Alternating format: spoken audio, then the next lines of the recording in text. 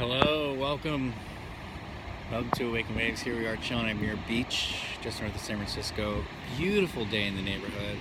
It's rainy past few days, so I'm just soaking in the sunshine, listening to the waves, taking some time in nature.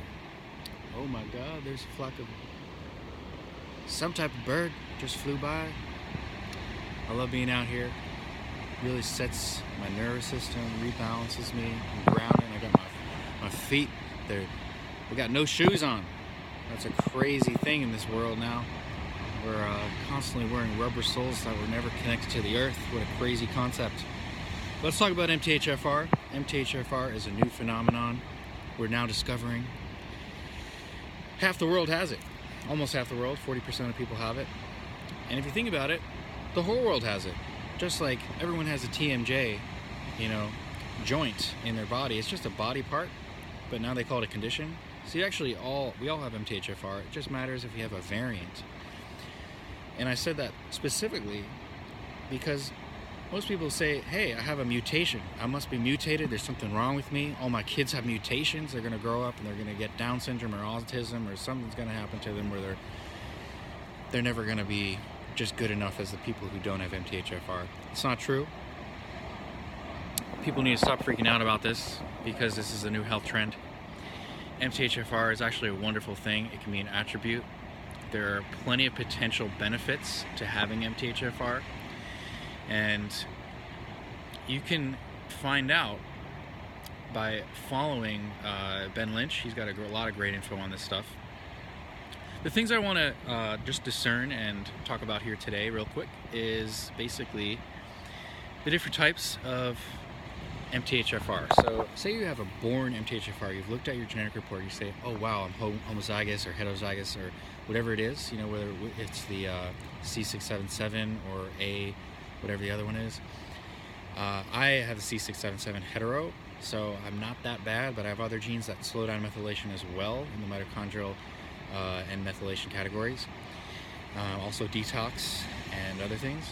So it's important for me to know this stuff and know how to hack and know what to avoid. But I'm not going around freaking out. And I got to be honest with you, at first I did. I was like, oh my God, I've been this way my whole life. No wonder my life is so hard. Everyone needs to feel bad for me now. Hey, you know how I was going through this? I'm so sorry, but I have this mutation, and it's just like, it's not true. You do have it. Just like so many other people do. We all have, thousands of variants in our genetic, data. It's not fair to yourself or to others to say, hey, I'm messed up or I'm mutated. It's just not accurate. And I don't think you need to go around absorbing that fear information from, health channels or gurus that are going around saying, you're going to fail at life or get messed up if you don't, think that there's something wrong with you.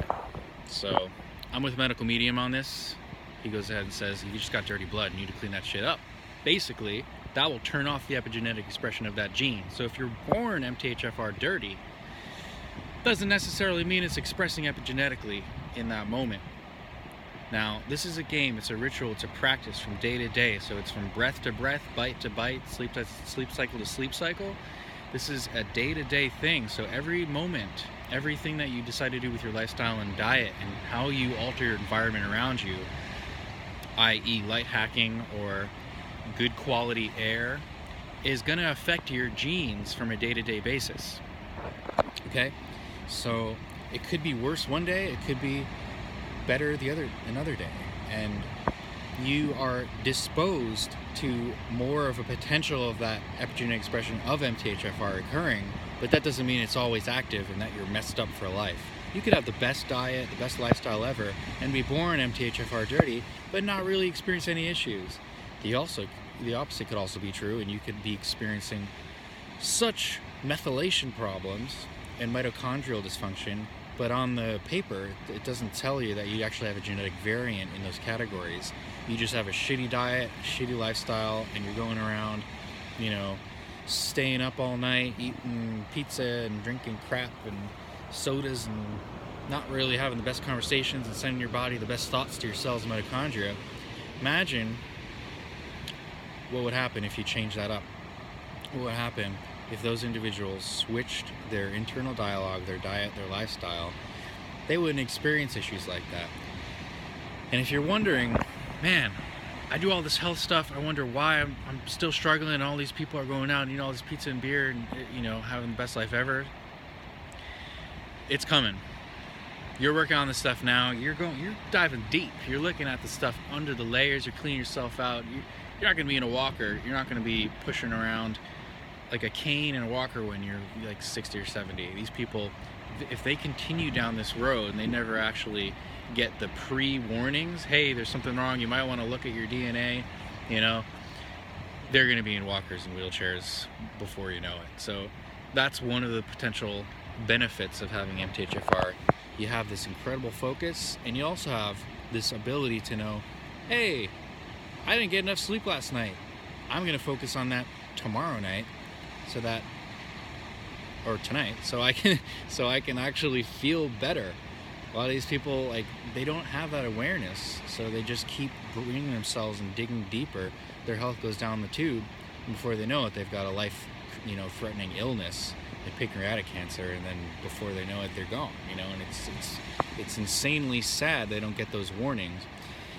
That's why I think these things are good, because it's like, if you didn't have them, you would die instantly. So let's look at MTHFR as a gift, a way to kind of monitor.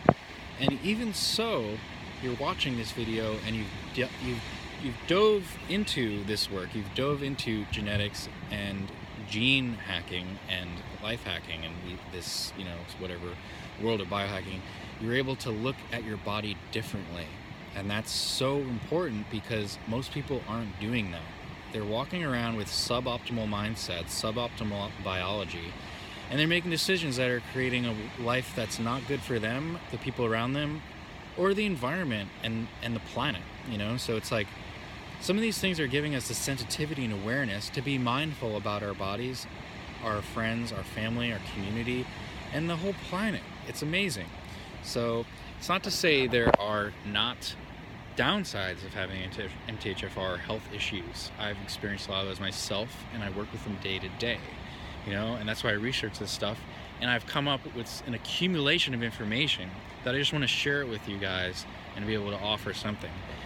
And what I recently shared in MTHFR genetic hacking community on Facebook was pretty much something like this, you know, just saying you're not messed up, you're not mutated, you know, and you might be doing the best stuff ever to hack your diet. You might feel great, but you're still freaking out that you have this gene variant, you know.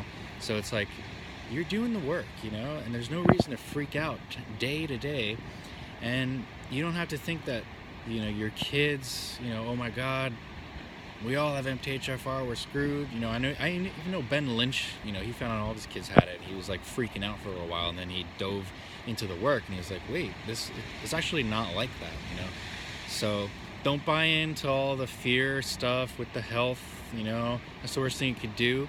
You know, there's a difference between being a health nut and a biohacker. One's from fear, one's from love and self-acceptance and excitement about the future and longevity.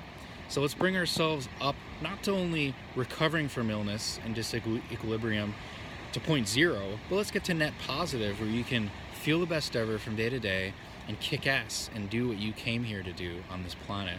So sending my love, sending my support to you.